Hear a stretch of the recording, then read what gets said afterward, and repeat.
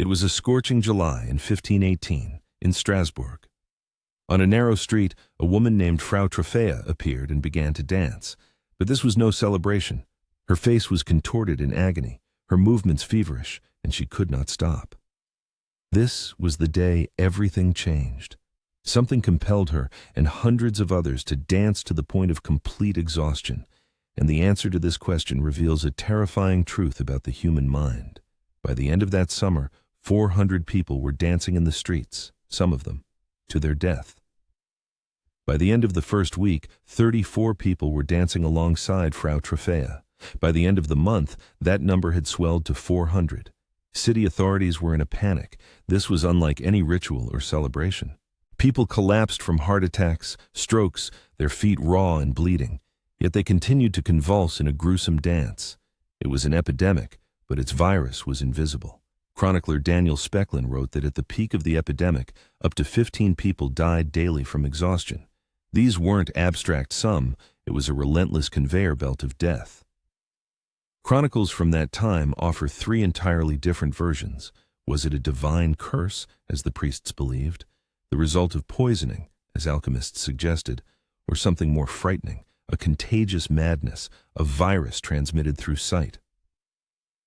We have three main suspects in this case. The first is a supernatural killer known as Saint Vitus's wrath. The second is a chemical agent, poison in the bread. And the third, the most elusive, is a malfunction in the collective consciousness.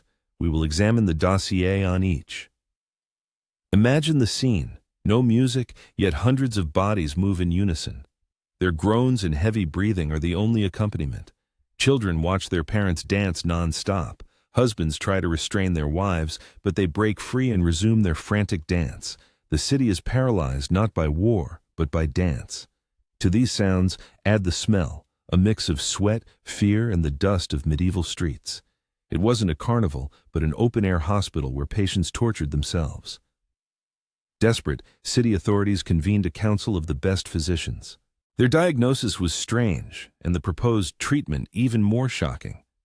Based on the ancient theory of the four bodily humors, doctors diagnosed hot blood in the brain. Their logic was a product of its time, but the consequences were timeless. This decision transformed a local tragedy into a full-blown catastrophe, multiplying the death toll several times over. Their logic, lethal in its simplicity, stated that to cure the dancers, they needed to dance it out. They believed the fever should be expelled from the body through sweat and movement. This was like trying to extinguish a fire by pouring gasoline on it. Their cure was literally the same disease, just in a larger dose. By order of the magistrate, wooden platforms were erected in the city center. Stages rose in the horse and grain markets. Professional musicians and healthy dancers were hired to keep the rhythm and prevent the sick from stopping. City guilds were ordered to accompany the dancers. This was not spontaneous madness. It was a well-organized, government-sanctioned death marathon. Put yourself in the shoes of a Strasbourg resident. You see authorities building a stage for your frenzied neighbor. The choice for each person was, call a priest, a doctor, or simply lock your doors. This is a classic example of obedience to authority. When expert doctors and city magistrates propose a solution, even the most absurd, most people tend to follow it. They suppress their own critical thinking. The effect was precisely the opposite. Loud music and the sight of organized dancing attracted even more spectators. And some of them started dancing too. The epidemic grew. Those already sick now died even faster, spurred on by hired drummers. Psychologists call this the Werther effect or behavioral contagion. The organized spectacle inadvertently legitimized the dance as an acceptable response to stress, creating ideal conditions for a psychological epidemic to spread. When it became clear that the scientific approach only accelerated death, authorities turned to the only remaining power, the church. Priests immediately named the culprit. It wasn't just divine wrath, but the wrath of a specific saint. Saint Vitus, a Sicilian martyr, was identified as the cause. Here lies a terrifying historical irony. Saint Vitus was considered a healer of epilepsy and convulsions. Thus, the saint to whom people had prayed for centuries for relief from uncontrollable movements became their supposed cause. Suddenly, The chaos had a name and a face. The illness was officially named St. Vitus's dance, Chorea Sancti Viti. For medieval people living in fear of God's wrath, this explanation was the most logical and terrifying. It wasn't merely a diagnosis, but a sentence, shifting the problem from the medical to the spiritual realm. Now, priests, not doctors, fought it. The cult of Saint Vitus was very popular in Germany. He was believed to protect those with epilepsy and convulsions. To appease the saint, people had danced before his statues for centuries. Ritual dances in honor of St. Vitus often took place on his feast day, June 15th. The Strasbourg epidemic erupted in July, just weeks later. Perhaps the cultural code of dance as a supernatural phenomenon was already uploaded into people's minds. The era's context supports this theory. It wasn't just famine. In the decades leading up to 1518, Europe was tormented by the Little Ice Age, causing crop failures, widespread orphanhood, and the late medieval crisis. People's psyches were pushed to their limits. They were ready to believe anything. And when authorities brought the exhausted dancers to St. Vitus's temple, some, according to chronicles, truly recovered. The power of suggestion proved more potent than any virus. Let's view this through a priest's eyes. You see a congregation driven mad by dance. For you, this isn't an illness, but a spiritual war. Your weapons are prayers, relics, and exorcism. To a priest, a dancer was like a computer infected with a virus. System reboot, exorcism, or antivirus installation, prayer, were the only logical solutions. The physical hardware was secondary compared to the soul's software. You genuinely believe you are saving them. But this version had a huge flaw. The main argument against it: why was the curse so localized and selective? Divine punishments, like the plague, usually don't respect city boundaries. Yet this dance was strangely tied to Strasbourg and its surroundings. Why didn't it spread to neighboring cities with the same intensity? It seemed more like localized water poisoning than universal divine wrath. The supernatural explanation failed to answer these questions. And such a cause was found. Centuries later, scientists suggested that the culprit was not the saint's wrath, but a microscopic fungus that grew on the staple food of the time, rye. Its name is Claviceps purpurea, or ergot.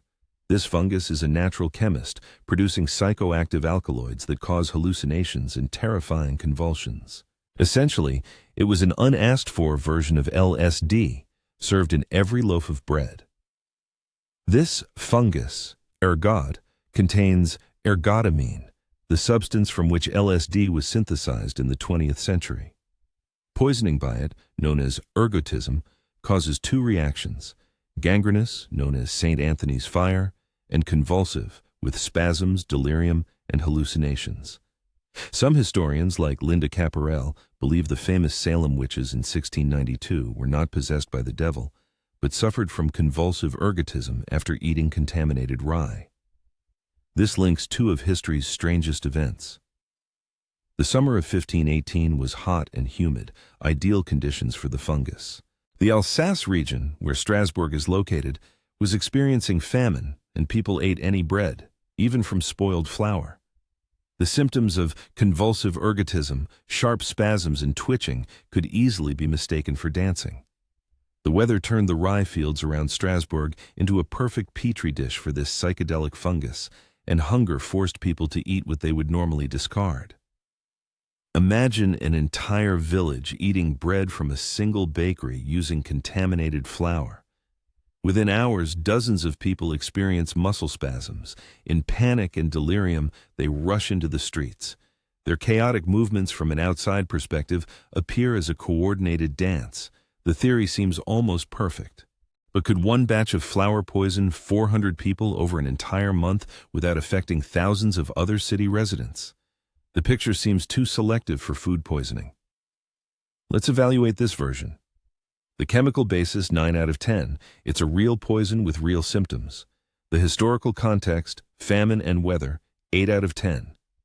But there's one huge problem that demolishes the entire theory, and it lies with the dancers themselves. Victims of ergotism suffer from violent, chaotic convulsions. They cannot dance coordinately for hours or days. Their muscles cramp so severely they can't even stand. Yet chronicles describe a dance, albeit a feverish one. The main critic of this theory, historian John Waller, points to a key physiological fact. Ergotamine causes powerful vasoconstriction, meaning the narrowing of blood vessels. Dancing for days on end with impaired blood circulation in the legs is physically impossible. It's like running a marathon with tourniquets on your thighs. So it wasn't a curse, and most likely not poison. What remains? The most modern and perhaps most terrifying theory. It states, there was no virus, no poison. The illness was born in the minds of the people themselves. It was an epidemic of the mind, a mass psychosis caused by unbearable living conditions.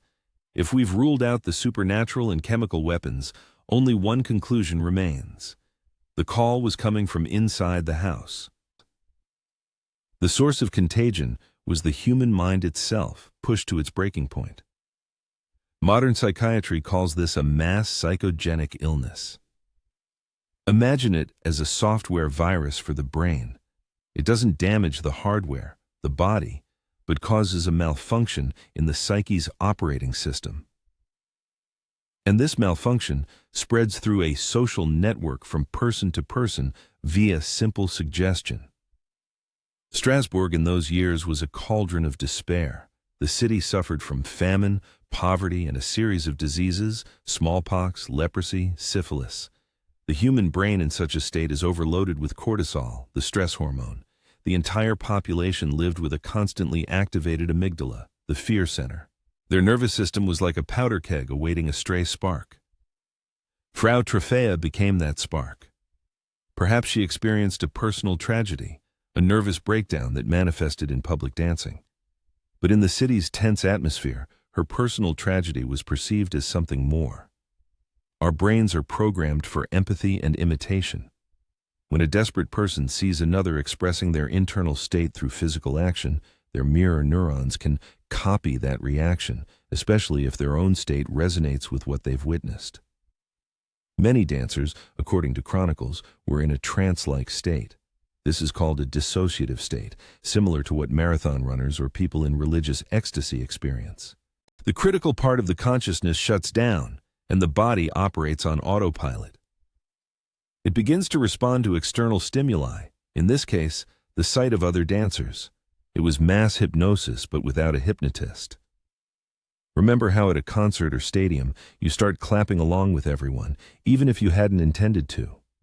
That's the simplest form of social contagion. Now, multiply that feeling by 1,000 and add to it the mortal fear of famine and disease.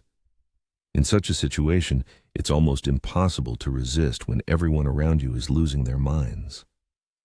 This theory explains everything. Why the treatment with music only made things worse, it merely intensified the suggestion. Why the illness was localized, it was confined to an area of shared stress, and why entire groups of people participated. It also explains a crucial detail that other theories cannot: the purposeful nature of the movements. It was distinctly a dance, not a chaotic tremor. This suggests an underlying common cultural idea rather than an accidental chemical or divine malfunction. You might think this was a unique, isolated case of medieval madness, but you'd be wrong. The 1518 dancing plague is merely the most famous episode in a series of similar epidemics that swept across Europe. Strasbourg wasn't the premiere, but rather the highest-grossing film in a long franchise of European dancing epidemics. 13th century, Germany. Hundreds of children begin to dance. They walk non-stop all the way from Erfurt to Arnstadt, where they drop dead from exhaustion. 1374, cities along the Rhine, an outbreak of choreomania, where thousands danced for weeks. 16th century Italy, tarantism, a mass belief that a tarantula bite could only be cured by frenzied dancing. And it's not just the Middle Ages. In 1962, in Tanganyika, now Tanzania, a laughter epidemic erupted. It began with 3 schoolgirls, spread to hundreds, and forced 14 schools to close. The symptoms were different, but the mechanism was the same. All these outbreaks share one common thread. They occurred during times of great upheaval, famine, epidemics, wars, and social crises. This proves that the human psyche, pushed to its limits, can find the strangest and most lethal ways to cope with unbearable reality. These epidemics are like psychological earthquakes. Tension along social fault lines builds for years, and then a small event releases all that accumulated energy in a destructive, irrational form. Therefore, this isn't just history.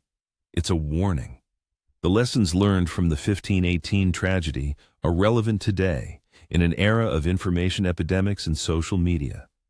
And now I'll give you a brief protocol: how to recognize and protect yourself from social contagion in the modern world.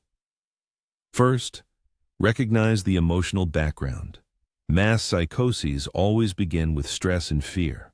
If you feel panic rising in society, be especially critical of any information. Second, look for the patient zero of information. On the internet, any panic or trend also starts with one person. Before reposting, find the original source. You'd be surprised how often the original context is completely distorted. Third, resist the obvious solution. The Strasbourg authorities chose a cure that killed. When everyone around you is doing something irrational, a pause and inaction might be the best strategy. And so, we return to her, to the solitary Frau Troffea on the sweltering street. Now, her dance isn't just a historical curiosity, it's a powerful symbol of how fragile our minds are, and how easily the collective unconscious can spiral out of control. We've examined all versions. On one side of the scale, an agonizing illness caused by poison in bread. On the other, collective hysteria, born in the minds of desperate people. Write just one word in the comments that seems correct to you: illness or hysteria. Let's see which version prevails.